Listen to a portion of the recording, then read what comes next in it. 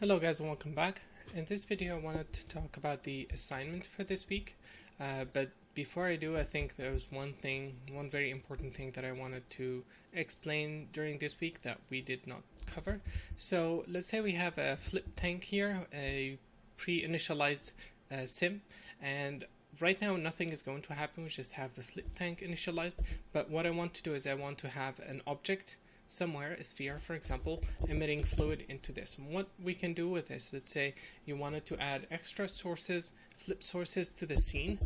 Let's say you wanted to have, for example, a statue pouring water into this scene, or doing anything like that, basically needing to emit from an object. This is how we do it. We're gonna create the geometry first, and then we're gonna use a fluid source node. And with this fluid source node, we're gonna have to set it to source flip, and this is going to create a surface field as well as the points. If we click the W key, you can see there is points inside this guy. We're gonna call this out flip source sphere, and I'm gonna make a copy of this path. And in here, we're gonna create a fluid source. A source volume, source volume. I'm gonna paste the path. I'm gonna connect this here, and I'm gonna change it to source flip. You have to make sure to change that to flip source. Now the domain is quite small for this, so I'm gonna increase it. And okay, cool. So I'm gonna increase it to account for that. This is obviously gonna make the sim slower. As you can see, we have water coming from within the source. We can introduce velocity as well. We can create a velocity vector if we wanted to, and that will make the source emit in different directions. And so if you wanted to add, let's say, have a couple of statues here pouring in water as well, that's totally fine. Just make sure the amount of water you're introducing is not crazy.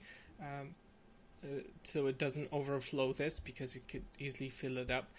Otherwise, you can use a pump source, which is basically an object that you create in SOPs, and you set it to sink fluid, and that can be used to sink in or subtract the amount of fluid. So you can see here already the water is going to keep rising.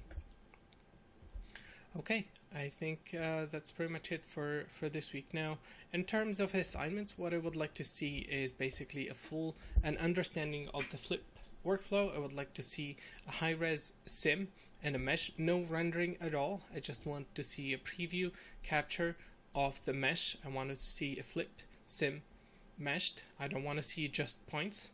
And you can use the visualization using velocity or verticity onto the mesh if you wanted to, and then create the whitewater source and the whitewater sim. For next week, I would like you guys to have a mesh and a foam, bubble, and spray sim so that we can do some rendering with it. In terms of the scene, I've provided the individual rocks as well as this low res version and a high res version. Obviously, it's totally up to you to create something completely different, and I highly encourage you guys to do that. And hopefully we'll have some cool material for next week to render with. Now this render has everything. It has the water, the foam, the bubble, and spray included, and this is a separate path, and this is how I actually render them. This is just the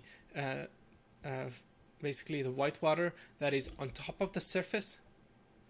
It does not include the bubble, because the bubble will be visible through refraction, and those will be included in the water, but we're going to explain this more in week 8. And then here is the water surface, and you can see there is actually foam and white water visible underneath this, and that's the coming through the refraction. You can see also there is a lot of color variation here, and that's basically to fake in some interesting visual into the scene, rather than just having a uniform color. Cool. And one last thing is, I wanted to show, I can't remember if I showed this or not, but this is a high-res sim of the tubes hitting the water. If we just use the velocity, it's going to colorize only few parts of the sim with white, and we're not going to get any of that white that we see underneath. That's actually coming from the from the vorticity information. So this preview is a mixture of both attributes being visualized, and you can see each one of them is providing us with very useful information. And even an example like this, if you guys take it all the way through to do a high-res sim, foam generation, meshing, and everything, I think that would be great for week 8 assignment. Now we have to be very careful because this one has big splashes, and that could easily require a lot more resolution. It could be tricky to mesh and create something high-res from. So if you can get away with doing less splashes that are far away from the surface, I think that would be much easier for you to tackle. Thank you guys for watching, and see you next week. Bye bye.